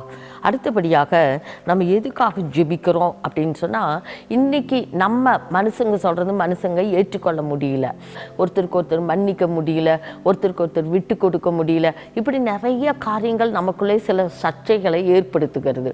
அப்போ நம்ம குடும்பத்தின் சமாதானத்தை மகிழ்ச்சியை நம்ம இழந்து போகிறோம். நம்ம தானே, நம்ம கணவர் தானே, நம்ம பிள்ளை தானே, நம்ம மாமியார் தானே, நம்ம மாமனார் தானே, நம்ம பெற்றோர் தானே, நம்ம பிள்ளைகள் தானே, நம்ம கணவன் மனைவி, இப்படி நம்ம உறவுகள் நம்ம குடும்பங்களுக்கு இருக்கிறவங்க சொல்லுகிற கருத்துக்களை ஒருவர் காரணம் ஒருவர் கருத்துக்களை நம்ம ஏற்றுக்கொள்ள முடியாததுனால என்ன நடக்குது அப்படின்னா, அங்கே மகிழ்ச்சியை இழந்து போகிறோம், குடும்ப உறவுகளை இழந்து போகிறோம், குடும்ப சந்தோஷத்தை இழந்து போகிறோம். இப்படிப்பட்ட குடும்பங்கள் இன்றைக்கி எத்தனை குடும்பங்கள் இருக்குது இல்லை? அப்போ அந்த குடும்பத்துக்காக தான் சகோதரி உங்களுக்காக ஜெபிப்பாங்க. நீங்களும் எங்கள் கூட இணைஞ்சு ஜெபம் பண்ணிங்கன்னா ஆண்டவர் உங்களுக்கு ஒரு மாற்றத்தை, உங்கள் குடும்பத்துக்குள்ள ஒரு மாற்றத்தை கொடுப்பாரு, ஐக்கியத்தை கொடுப்பாரு, அன்பை கொடுப்பாரு, சந்தோஷத்தை கொடுப்பாரு, சமாதானத்தை கொடுப்பாரு, மகிழ்ச்சியை கொடுப்பாரு. நீங்கள் ஏன் அந்த மகிழ்ச்சியை பெற்றுக்கொண்டு சந்தோஷமாக வாழக்கூடாது? இன்றைக்கி நம்ம ஆண்டோட பாத்தில் ஜெபிப்போம். கர்த்தர் அந்த மகிழ்ச்சியை உங்கள் குடும்பத்துக்குள்ளே கொடுப்பார். ஜெபம் பண்ணுவோமா? தகப்பனே, நாங்களுமே துதிக்கிறோம்ப்பா, உம்மை ஸ்தோத்திரிக்கிறோம் ஆண்டவரே. இந்த நாளிலும் ஆண்டவரே இந்த இனியில நிகழ்ச்சியை பார்த்து எங்களோடு இணைந்து ஜெபிக்கிற ஒவ்வொரு பிள்ளைகளுக்காக நாங்கள் ஜெபிக்கிறோம். இந்த நாட்கள் ஆண்டவரே குடும்பத்தில் சமாதானம் இல்லை, சந்தோஷம் இல்லை அப்படின்னு சொல்லி, நிம்மதி இல்லைன்னு சொல்லி ஆண்டவரே பிள்ளைகள் ஆண்டவரே கலங்கி போன நிலைமையில் இந்த நிகழ்ச்சியை பார்த்து கொண்டிருக்கிறாங்கப்பா. இந்த பிள்ளைகளுடைய குடும்பங்களில் காணப்படுகிற எல்லா சூழ்நிலைகளையும் கர்த்தர் நீங்கள் மாற்றும்படிக்கு நாங்கள் ஜெபிக்கிறோம் ஐயா. ஒருவரை ஒருவர் ஆண்டவரை குற்றப்படுத்தி ஆண்டவரே ஒருவருடைய வார்த்தைக்கு ஒருவர் ஆண்டவரே அதை ஏற்றுக்கொள்வதற்கு மனதில்லாத நிலைமையில் ஆண்டவரே இந்த பிள்ளைங்க இருக்கிறதுனால ஆண்டவரே குடும்பத்தினுடைய நிம்மதியை இழந்து போய் சமாதானத்தை இழந்து போய் காணப்படுகிறாங்கப்பா. ஒருவரை ஒருவர் தங்களிலும் மேன்மையானவர்களாய் எண்ணும்படிக்கு அப்படிப்பட்ட நல்ல ஒரு இருதயத்தை ஒவ்வொருவருக்கும் நீங்க கட்டளையிடும்படிக்கு நாங்கள் ஜெபிக்கிறோம் ஐயா. ஆண்டவரே சகோதரன் சகோதரி கணவன் மனைவி பிள்ளைங்கன்னு சொல்லி ஒருவருக்கு ஒருவர் விட்டு கொடுத்து ஆண்டவரே அன்பாய் காணப்படுவதற்கு ஆண்டவரே அப்படிப்பட்ட நல்ல ஒரு மனநிலையை நல்ல ஒரு இருதயத்தை ஒவ்வொருவருக்கும் நீங்க கட்டளையிடுங்கப்பா. ஆண்டவரே ஒவ்வொருவரையும் ஆண்டவரே அனுசரித்து ஆண்டவரே அப்பா ஆண்டவரே ஒவ்வொருவரையும் நேசிப்பதற்கு வேண்டிய மனநிலை ஒவ்வொருவருக்கும் உண்டாகும்படிக்கு நாங்கள் ஜெபிக்கிறோம்ப்பா. இது ஒருவரை ஒருவர் நேசிக்க முடியாததுனால தான் ஆண்டவரே இன்னைக்கு குடும்பங்கள்ல பிரச்சனை ஆண்டவரே, குடும்பங்கள்ல பிரிவினைகள் ஆண்டவரே, அன்பற்ற நிலைமையெல்லாம் கர்த்தர் மாற்றிருங்கப்பா. விட்டு கொடுக்கிற இருதயத்தை கர்த்தர் கொடுக்கும்படிக்கு நாங்கள் ஜெபிக்கிறோம் ஆண்டவரே நீங்க பெரிய ஒரு மாற்றத்தை கட்டளையிடுவீராக. கர்த்தருக்குள் எப்பொழுதும் சந்தோஷமாயிருங்கள்னு சொன்னீங்களப்பா. எல்லா சூழ்நிலையிலேயும் ஆண்டவரே சந்தோஷமாய் இருக்கக்கூடிய நல்ல ஒரு ஆண்டவரே மாற்றங்களை குடும்பங்களுக்குள்ள கட்டளையிடுங்கப்பா. இந்த நாள்ல எங்களோடு இணைந்து ஜெபிக்கிற ஒவ்வொரு பிள்ளைகளுடைய குடும்பங்களிலும் ஆண்டவரே மகிழ்ச்சியான குடும்பமாய் கர்த்தர் நீங்க மாற்றி விடும்படிக்கு நாங்கள் ஜெபிக்கிறோம். இனிய இல்லறங்களாய் ஒவ்வொரு இல்லறங்களும் மாறட்டும் ஆண்டவரே. நீங்க அப்படி செய்கிறவங்க அன்புக்காக ஸ்தோத்திரம். இயேசுவின் நாமத்துல ஜெபிக்கிறோம் எங்கள் நல்ல பிதாவே. ஆமென், ஆமென். மெய்யாகவே கர்த்தர் நம்ம ஜெபத்தை கேட்டு நிறைய குடும்பங்களுக்குள்ள மாற்றங்கள் உண்டாகிறபடியினால் கர்த்தருக்கு நன்றி செலுத்துவோம். அல்லேலூயா. உம்மை துதிக்கிறப்பா, உம்மை தோத்தரிக்கிறோம், உமக்கு நன்றி. மூன்றாவதாக நம்ம எதுக்காக ஜெபிக்க போகிறோன்னா, நம்ம குடும்பத்தின் சமாதானத்தை கெடுக்கிறவன் இருக்கிறான் ஒருத்தன், அவன் தான் சாத்தான். அந்த சாத்தான் தான் நம்ம குடும்பத்தின் சமாதானத்தை கெடுக்கிறான் அப்படிங்கிறத அறியாமல் நிறைய ஜனங்கள் வாழ்ந்து கொண்டிருக்கிறாங்க. அப்போது அதனால தான் மெய்யான இந்த தெய்வீக சமாதானத்தை, அமைதியை நம்ம பெற்றுக்கொள்ளாமல் வாழ்கிறோம். இன்னைக்கு ஆண்டவர் இந்த மகிழ்ச்சியை கொடுக்க விரும்புகிறார். அந்த சந்தோஷத்தை, சமாதானத்தை திருடுகிற அந்த சத்துருக்கு நம்ம குடும்பத்தில் இனிமே இடம் கொடுக்கக்கூடாது. இதுக்கு தான் சகோதரி ஜெபிக்க போகிறாங்க. அன்றைக்கு அந்த பிசாசனுடைய கிரிகள் அந்த குடும்பத்தை விட்டு வெளியேறும் பொழுது ஒரு தேவ சமாதானம், ஒரு தெய்வீக அமைதி நம்ம குடும்பத்துக்குள்ள, ஒரு தெய்வீக சந்தோஷம் நம்ம குடும்பத்துக்குள்ள கடந்து வரும். அதுக்காக தான் உங்களுக்காக இந்த ஜெபம் ஜெபிப்போமா? தகப்பனே, உமக்கு நன்றி செலுத்துகிறப்பா, உம்மை துதிக்கிறோம், ஸ்தோத்தரிக்கிறப்பா. குடும்பங்களுக்காக உங்க முகத்தை நோக்கி பார்க்கிற ஐயா. குடும்ப வாழ்க்கையை ஏற்படுத்தி கொடுத்தவங்க நீங்க ஆண்டவரே. இன்றைக்கு இந்த பொல்லாத பிசாசானவன் ஒவ்வொரு குடும்பத்திலும் பிரச்சனைகளை, போராட்டங்களை உண்டாக்கி, பிரிவினைகளை உண்டாக்கி கொண்டிருக்கிறானே. எத்தனை குடும்பத்துல சமாதானத்தை இழந்து, சந்தோஷத்தை இழந்து, கண்ணீரோடு வாழக்கூடிய ஒரு சூழ்நிலை. இன்றைக்கு இயேசுவின் இரத்தத்தின் வல்லமையை ஒவ்வொரு குடும்பத்திற்குள்ளும் நாங்கள் அனுப்பி நாங்கள் ஜெபிக்கிறப்பா. பிசாசின் கிரியைகளை அழிக்க வெளிப்பட்ட தேவ குமாரனுடைய வல்லமை நாங்க ஜெபிக்கிற இதே நேரத்துல குடும்பங்களுக்குள் கடந்து செல்லும்படிக்கு நாங்கள் ஜெபிக்கிறோம். எல்லா பிரிவினைகளும் மாறட்டும், எல்லா போராட்டங்களும் மாறட்டும், எல்லா அன்பற்ற தன்மைகளும் மாறும்படிக்கு நாங்கள் ஜெபிக்கிற ஆண்டவரே. பிசாசுக்கு இடம் கொடுக்காதபடிக்கு கர்த்தருக்கு கீழ்ப்படியக்கூடிய ஒரு நல்ல இருதயம் ஆண்டவரே இந்த ஜெபத்தோடு இணைந்திருக்கிற ஒவ்வொரு பிள்ளைகளுக்குள்ளாய் உண்டாகும்படிக்கு நாங்கள் ஜெபிக்கிற ஆண்டவரே. பிசாசு எவ்விதத்திலும் குடும்பங்களை தொடக்கூடாதையா. இயேசுவின் இரத்தத்தின் வல்லமைக்குள்ள ஆண்டவரே ஒவ்வொரு சகோதரையும் ஒப்பு கொடுக்கிறோம், ஒவ்வொரு சகோதரையும் ஒப்பு கொடுக்கிறோம் ஆண்டவரே. தகப்பனே, கணவன்மாரை ஒப்பு கொடுக்கிறோம், மனைவிமாரை ஒப்பு கொடுக்கிறோம், பெற்றோரை ஒப்பு கொடுக்கிறோம், பிள்ளைகளை ஒப்பு கொடுத்து நாங்கள் ஜெபிக்கிறப்பா. குடும்பத்தில் உள்ள ஒவ்வொருவரையும் இயேசு கிறிஸ்துவின் இரத்தத்தின் வல்லமைக்குள்ள ஒப்பு கொடுக்கிறோம். சத்துருவானவன் யாரையும் இனி தொட அவனுக்கு அதிகாரம் இல்லை. நஸ்ரேனாகிய இயேசுவின் அதிகாரமுள்ள நாமத்தினால நாங்க ஜெபங்களை ஏறெடுக்கிற இதே நேரத்துல ஜெபித்து கொண்டிருக்கிற ஒவ்வொரு பிள்ளைகள் மீதும் கர்த்தருடைய ஆளுகை கடந்து வரும்படிக்கு நாங்கள் ஜெபிக்கிற ஆண்டவரே. பிசாசுக்கு எதிர்த்து நில்லுங்கள், அப்பொழுது அவன் உங்களை விட்டு ஓடி போவான் என்று சொன்னீரே. அந்த வார்த்தையின் படியே ஆண்டவரே ஜெபிக்கிற இதே நேரத்துல ஆண்டவர் ஒவ்வொரு குடும்பத்திலும் அற்புதத்தை செய்யுங்க. சந்தோஷம், சமாதானம் குடும்பங்களை சூழ்ந்து கொள்ளும்படியாய் நாங்கள் ஜெபிக்கிறப்பா. இயேசுவின் இரத்தத்தின் வல்லமைக்குள்ள மீண்டும் அர்ப்பணிக்கிறோம்.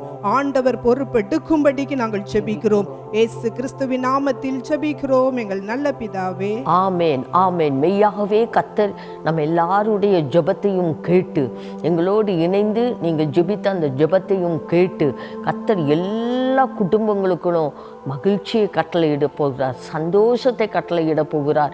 உங்கள் கூடாரத்தை விசாரித்தா குறையே இருக்காது.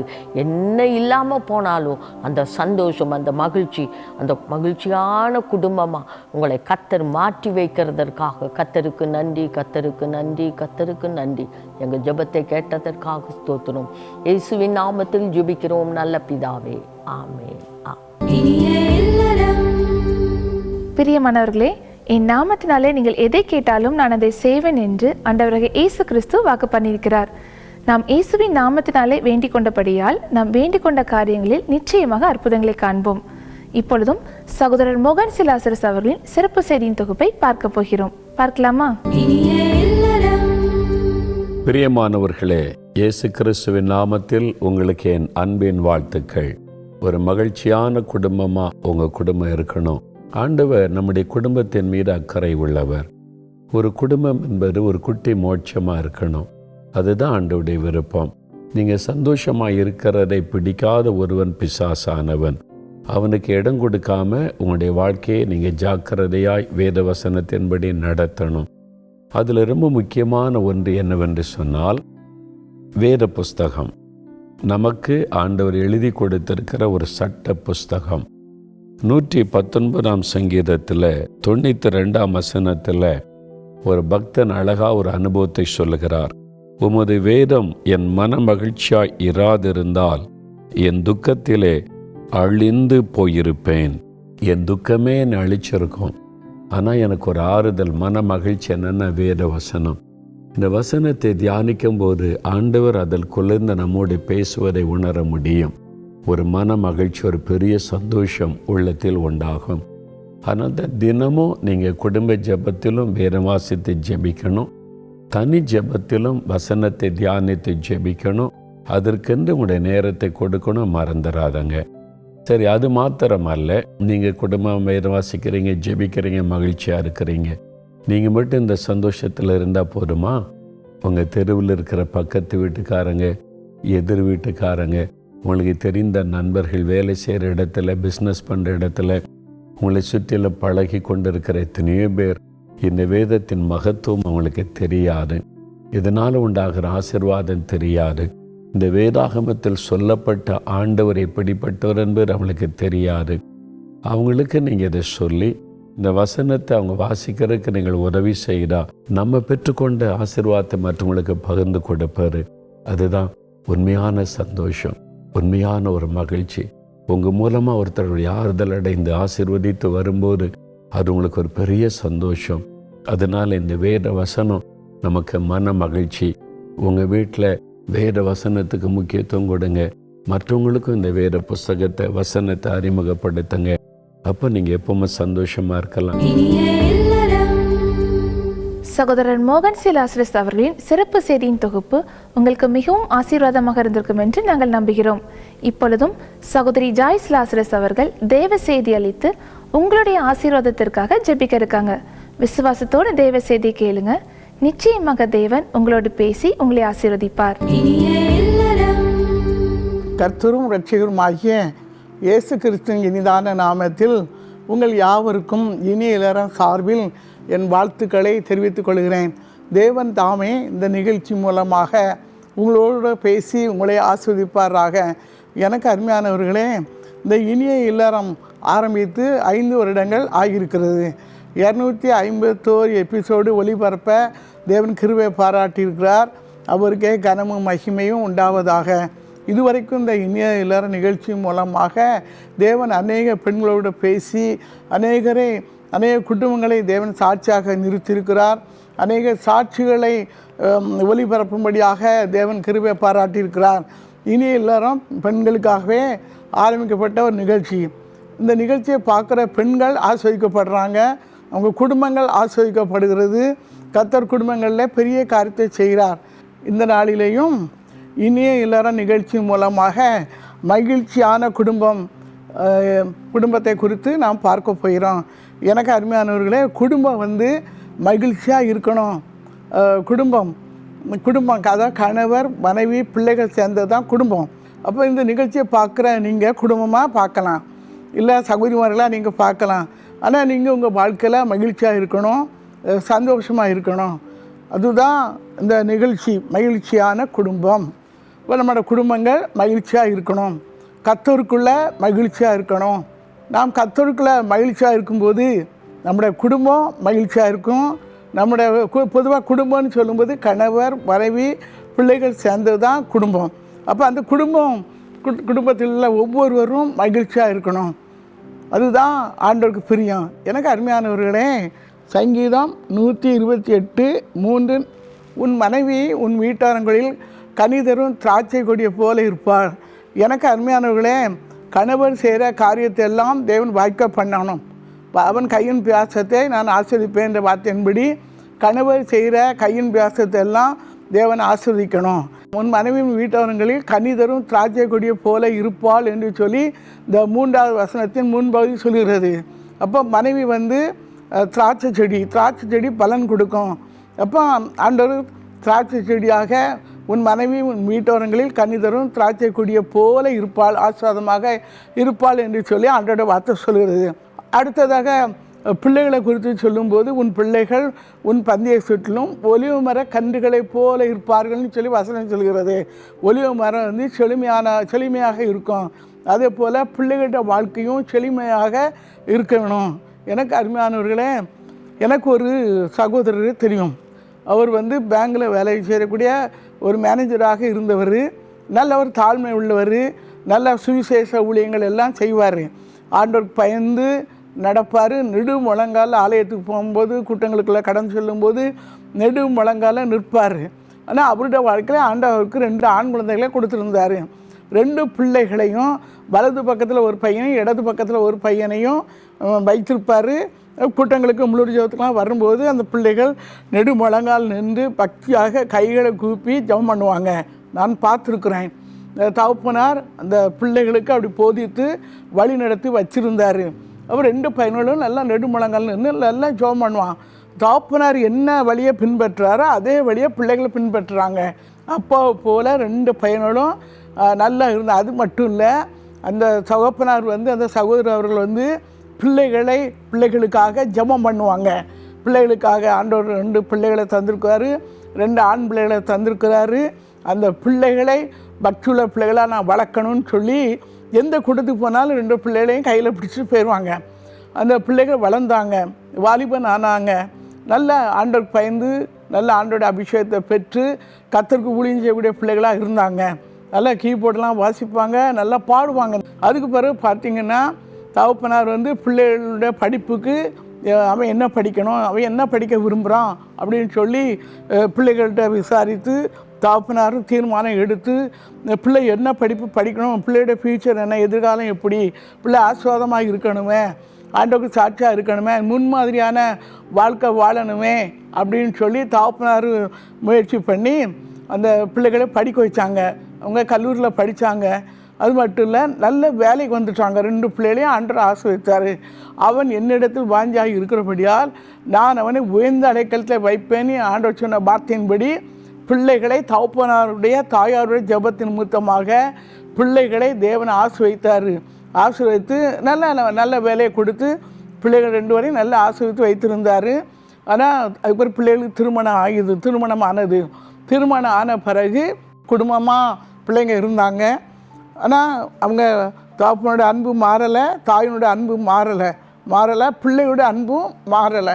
குடும்பமாக இருந்தால் அதுக்கு பேர பிள்ளைகள்லாம் வந்தாங்க. சில சமயம் நம்ம பார்த்தோன்னா டிவியில் பார்த்தோன்னா குடும்பமாக அவங்க இருந்து பேர பிள்ளைகள் எல்லாரையும் பார்த்து அந்த சகோதரர் அவர்களும் சகோதரி அவர்களும் பிள்ளைகளோடு சேர்ந்து ஆண்டோட நாமத்தை மகிமைப்படுத்துவாங்க. நான் ஏன் இதை சொல்கிறேன்னா, குடும்பம் மகிழ்ச்சியாக இருக்கணும், கர்த்தருக்குள்ள மகிழ்ச்சியாக இருக்கணும். அது மட்டுமல்ல, சாட்சியான வாழ்க்கை வாழணும். தாய் தகப்பன் எப்படி இருக்காங்களோ அப்படி தான் பிள்ளைகள் இருக்கும். நீங்கள் பக்தியாக இருந்தால் பிள்ளைகளும் பக்தியாக இருப்பாங்க. நீங்கள் வேத வாசித்து ஜெபம் பண்ணினா உங்கள் பிள்ளைகளும் வேத வாசித்து ஜெபம் பண்ணுவாங்க, ஆண்டவருக்கு சாட்சியாக இருப்பாங்க. தேவன் குடும்பங்களை ஆசீர்வதிப்பார், மகிழ்ச்சியான குடும்பமாக மாற்றுவார். உங்கள் குடும்பத்தில் மகிழ்ச்சி இல்லையா? உங்கள் குடும்பத்தில் வேதனையோடு கூட இருக்கீங்களா? கண்ணீரோடு கூட இருக்கீங்களா? நெருக்கத்தோடு கூட இருக்கீங்களா? நீங்கள் ஆண்டோட சமூகத்தை ஜெபிங்க. ஆண்டவரே பாடுகளில் நடத்துகிறீர், உபத்திரத்தில் நடத்துகிறீர், வேதனையில் நடத்துகிறீர், ஆனாலும் நீ என்னை கைவிடல ஆண்டவரேன்னு சொல்லி நீங்கள் ஜெபம் பண்ணுங்க. ஆண்டவர் கூட இருந்து உங்களை நடத்துவார். வேதனையும் பிளத்தாக்களையும் ஆண்டவர் கூட இருந்து உங்களை நடத்துவார். பிள்ளைங்க இருக்காங்க, பிள்ளைகளை படிக்க வைக்க முடியலை அப்படின்னு சொல்லி நீங்கள் வருத்தப்படுறீங்களா? பிள்ளைகளை படிக்க வைக்க முடியலன்னு வருத்தப்படுறீங்களா? இல்லை கஷ்டப்பட்டு பிள்ளைகளை படிக்க வச்சுருக்கீங்களா? எனக்கு அருமையானவர்களே, ஒரு அருமையான ஒரு தகப்பனார் தாம் மகனை பட்டணத்தில் படிக்க வச்சாராம். படிக்க வச்சு பிள்ளை பட்டணத்தில் போய் நல்லா படிக்கணும். ஒரு ஏழை தகப்பனார் தாம் மகனை பட்டணத்தில் போய் படிக்கட்டு, உயர்ந்த படிப்பு படிக்கட்டு, பிள்ளை நல்லா ஆஸ்வாதமாக இருக்கணும்னு சொல்லி அவர் கஷ்டப்பட்டு வேலை செய்து மகனை படிக்க வச்சுருக்காரு. அப்போ ஒரு நாள் தாம் மகனை பார்க்கணும், அவன் எப்படி இருக்கான்னு சொல்லி பார்க்கணுன்னு சொல்லிட்டு தகப்பனார் போயிருக்காரு. போகும்போது பட்டணத்துக்கு போயிருக்காரு, மகனை பார்க்குறாரு. பார்த்தோன்னே மகன் கேட்குறான், நீங்கள் ஏன் இங்கே வந்தீங்க அப்படின்னு சொல்லி கேட்டிருக்கான். அப்போ ஐயா நான் உன்னை பார்க்க வந்தேன் ஐயா, நீ படிக்கிறிய ஐயா, நான் உன்னை பார்க்க வந்திருக்கேன் அப்படின்னு சொல்லி தகப்பனார் சொல்லியிருக்காரு. அப்போ இவன் கோபத்தோடு பேசியிருக்கான். பேசினோடனே தகப்பனார் பேசாமல் இருந்திருக்காரு. மகன் தன்னை வரவேற்பான்னு ஒருவேளை நினச்சிருப்பார். பிள்ளை கஷ்டப்பட்டு படிக்க வச்சுருக்குறானே, பிள்ளை நல்லா படிக்கட்டு, சமுதாயத்தில் உயர்ந்த இடத்துல இருக்கணும், என் பிள்ளை ஆஸ்வாதமாக இருக்கணும்னு சொல்லி தான் தகப்பனார் கஷ்டப்பட்டு படிக்க வச்சுருக்கிறாரு. அப்போ அந்த பையன் சொல்கிறான், ஃப்ரெண்ட்ஸ்லாம் கேட்காங்க, இது யாருன்னு கேட்காங்க, பக்கத்து வீட்டுக்காரங்க, எங்கள் வீட்டில் பக்கத்து வீட்டுக்காரங்க எங்கள் அப்பா இவங்களை அனுப்பி என்ன எப்படி இருக்கான்னு பார்க்க அனுப்பியிருக்காங்கன்னு சொல்லி அவன் சொல்லியிருக்கான். தகப்பனாரோட உள்ளம் எப்படி இருக்கும் பாருங்கள். இந்த தகப்பனாரோட உள்ளம் எப்படி இருக்கும் பாருங்கள். தகப்பனார் வேதனைப்பட்டிருக்காரு. நம்ம பிள்ளைகளாகிய நாம் நம்ம தகப்பன் தாயை சந்தோஷப்படுத்தணும். அவர் அங்கேருந்து அழுதுகிட்டே வந்திருக்கிறாரு. அப்போ பிள்ளையுடைய எதிர்காலத்தை குறித்து தகப்பனுக்கு தெரியும். இந்த பிள்ளை படிக்கணும், அவன் எதிர்காலம் ஆசுவாதமாக இருக்கணும், அவன் நல்லா இருக்கணும், நல்ல வீடு கட்டி இருக்கணும், அவனுக்கு படிப்பு இருக்கணும், நல்ல உயர்ந்த உத்தியோகம் இருக்கணும், அவன் நல்ல வேலை செய்யணும், சம்பாத்தியம் பண்ணணும், இதெல்லாம் தகப்பனாருக்கு தெரியும், தாய் தகப்பனுக்கு தெரியும். அப்போ நீங்கள் தாய் தகப்பனை புரிந்து கொண்டு பிள்ளைகள் வாழணும். பிள்ளைகள் பெற்றோர் சாட்சியாக வாழும்போது பிள்ளைகளும் சாட்சியாக வாழுவார்கள். எனக்கு அருமையானவர்களே, எங்கள் ஊழியத்தில் சகோதரி இருக்கிறா, அவளுக்கு 2 பையனும் இருக்காங்க. 2 பையனும் இருக்கான். தினந்தோறும் நீ வேதம் வாசியா, ஜெபம் பண்ணினியா, நீ ஆண்டோட பிள்ளை தானா அப்படின்னு சொல்லி சகோதரி கேட்பா. இப்போ பிள்ளைகள் நல்லா பைபிள் வாசித்து ஜெபம் பண்ணுவாங்க. 2 பிள்ளைகளும் நல்லா பைபிள் வாசித்து ஜெபம் பண்ணுவாங்க. இப்போ பிள்ளைகள் என்கிட்டையும் ஜெபம் பண்ண வருவாங்க. அப்போ அப்படி ஜெபம் பண்ண வரும்போது நானும் கேட்பேன், நீ வேதம் வாசிக்கிறியா, ஜெபம் பண்ணுறியா, நீ கர்த்தருடைய பிள்ளை தானா, நீ எப்படி இருக்கா, நீ படிக்கணும்ல, நல்லா படித்து வேலைக்கு போகணும்ல, நீ உன் சொந்த காலில் நிற்கணும்ல, நீ ஆசீர்வாதமாக இருக்கணும்ல, தாய் தகப்பனை நீ சந்தோஷப்படுத்தணும்ல அப்படின்னு சொல்லி இன்றைக்கி காலையில் கூட தம்பி ஜெபம்னு வந்தான். அப்போ நான் பேசுவேன், என்னோடு கூட பேசுவேன். இப்போ அவன் சொல்லுவான், நான் தினமும் ஒரு அதிகாரம் வாசித்து நான் தனி ஜெபம் பண்ணுறேன், அது காலையில் எழும்புனோடனே ஜெபம் பண்ணுறேன், இரவும் நான் ஜெபம் பண்ணுறேன் அப்படின்னு சொல்லி சொல்கிறான். அப்போ தாய் தகப்பன் ஜெபம் பண்ணுற கர்த்தருக்கு இருக்க அந்த அனுபவத்தை பார்த்து தான் அந்த பிள்ளைங்க ஆண்டவருக்குள்ள வருவாங்க. அப்போ நம்ம பிள்ளைகளை ஆண்டவருக்குள்ள வழி நடத்தக்கூடிய பெற்றோராக இருக்கணும். பிள்ளைகளும் பெற்றோரை புரிந்து கொள்ளணும். பெற்றோரை வேதனைப்படுத்தக்கூடாது. தாய் தகப்பனை கண்ணீர் வடிக்க வைக்கக்கூடாது. எனக்கு அருமையானவர்களே, அந்த பையன் சொன்னால், நான் இப்போ 3 வருஷம் படிப்பை முடிச்சிருக்கிறேன், இப்போ 4வது வருஷம் நான் திரும்ப படிக்க போனோம், எல்லா பாடத்தில் பாஸ் ஆகிருக்கிறேன், ஒரு அரியர்ஸும் கிடையாது, பாஸ் ஆகிருக்கேன், இப்போ 4வது வருஷம் போகிறேன். ஏன்னா ஆண்டவர்கிட்ட நீ ஜெபம் பண்ணணும், உனக்கு நல்ல வேலை கிடைக்கணும்னு சொல்லி நீ ஜெபம் பண்ணணும், தேவ சித்தம் என் வாழ்க்கையில் என்னன்னு சொல்லி நீ ஜெபம் பண்ணணும்னு சொல்லி ஜெபம் பண்ணி அனுப்பியிருக்கிறேன். எனக்கு அருமையானவர்களே, ஒருவேளை இந்த நிகழ்ச்சியை பிள்ளைகள் பார்த்து கொண்டிருக்கலாம். ஆனால் நீங்கள் உங்களோட வாழ்க்கையில் தேவ சித்தம் என்ன, நீர் என்ன ஆஸ்வதிக்கணும். இப்போ நீங்கள் சின்ன ஸ்கூலில் படிப்பீங்க, பெரிய ஸ்கூலில் படிப்பீங்க, அப்புறம் காலேஜ் போயிருவீங்க, நிறைய உயர்ந்த படிப்பு படிப்பீங்க, மேல் படிப்புலாம் படிப்பீங்க, நல்ல வேலைக்கு போவீங்க, ஆசீர்வாதமாக நீங்கள் இருக்கணும். ஆண்டவர் ஆஸ்வதிக்கிறவர், நம்மளோட ஆண்டவர் ஆஸ்வதிக்கிறவர், பிள்ளைகளை ஆஸ்வதிக்கிறவர். எனக்கு அருமையானவர்களே, பிள்ளைகள் ஆசீர்வாதமாக இருக்கணும். பெற்றோர் பிள்ளைகளுக்கு ஆசீர்வாதத்தை சேர்த்து வைக்கணும். ஆண்டவர் தந்த பிள்ளைகளுக்காக நீங்கள் ஸ்தோத்திரம் பண்ணணும். அது மட்டும் அல்ல, 2 கொரிந்தியர் 12:14 பார்த்தீங்கன்னா, பெற்றோருக்கு பிள்ளைகள் அல்ல, பிள்ளைகளுக்கு பெற்றோரை பொக்கிஷங்களை சேர்த்து வைக்க வேண்டும். பிள்ளைகளுக்கு பெற்றோர் பொக்கிஷங்களை சேர்த்து வைக்கணும். கடனை வைக்கக்கூடாது. நீங்கள் உங்கள் வாழ்க்கையில் கடனை ஏற்றி வச்சிடக்கூடாது. பிள்ளைகள் தலையில் கடனை வைக்கக்கூடாது. எனக்கு அருமையானவர்களே, நீங்கள் இதை கவனமாக வைக்க வேண்டும். பிள்ளைகளுக்கு பொக்கிஷங்களை சேர்த்து வைங்கள் என்று வேதவசனம் சொல்லுது. உங்களால் முடிந்ததான் நீங்கள் சேர்த்து வைக்கணும். பிள்ளைகளுடைய எதிர்காலத்துக்காக, அவங்களோட வாழ்க்கைக்காக நீங்கள் சேர்த்து வைக்கணும். உங்களால் முடிஞ்ச அளவு நீங்கள் சேர்த்து வைக்கணும்.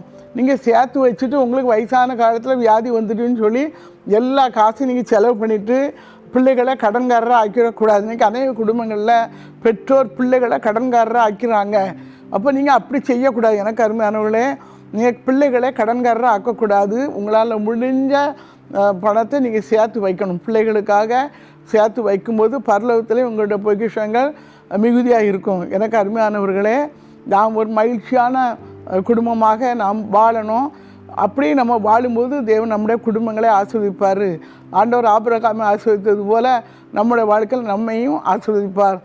ஆதியாகமம் 12:2 பார்த்தீங்கன்னா, நீ ஆசீர்வாதமாக இருப்பாய் என்ற வார்த்தையின்படி தேவன் நம்முடைய குடும்பங்களை ஆசீர்வதிப்பாராக, நம்முடைய பிள்ளைகளை ஆசீர்வதிப்பாராக.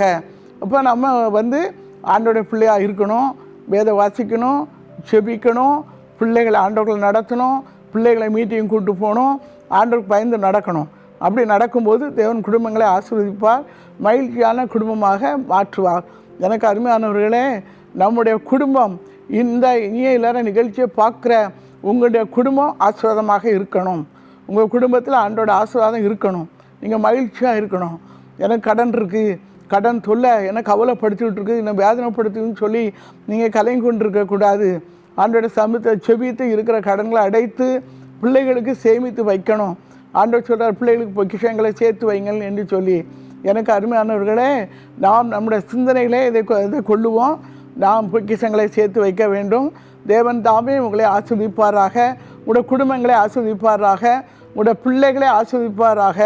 ஒலிவு மர கன்றுகளை போல உங்களுடைய பிள்ளைகளுடைய வாழ்க்கை செழிப்பாக மாற்றுவாராக.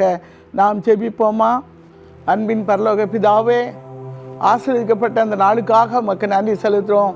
இந்த இனிய நிகழ்ச்சியின் மூலமாக நீர் உங்களோட ஆண்டவரே, நீர் பிள்ளைகளோடு பேசி கொண்டிருக்கிறதுக்காக உமக்கு ஸ்தோத்திரம் ஆண்டவரே. ஆண்டவரே, இந்த பிள்ளையோட குடும்பங்கள், இந்த நிகழ்ச்சியை பார்த்து கொண்டிருக்க ஒவ்வொரு பிள்ளைகளோட குடும்பங்கள் ஆஸ்வாதமாக இருக்கணும் ஆண்டவரே. குடும்பங்கள் மகிழ்ச்சியாக இருக்கணும் ஆண்டவரே. ஆண்டவரே, குடும்பத்தில் ஆண்டவரே சமாதானத்தை கெடுக்கிற ஆவிகள், அன்பற்ற தன்மை கெடுக்கிற ஆவிகள், பிள்ளைகளுக்குள்ளே பிரச்சனை கொண்டிருக்கிற ஆவிகள் இயேசு நாமத்தினால அழிக்கப்பட்டு போகட்டும் ஆண்டவரே. குடும்பங்கள் ஆஸ்வதிக்கப்படட்டும் ஆண்டவரே. நீ ஆசீர்வாதமாக இருப்பாய் என்ற வார்த்தையின்படி குடும்பங்கள் ஆஸ்வதிக்கப்படட்டும்.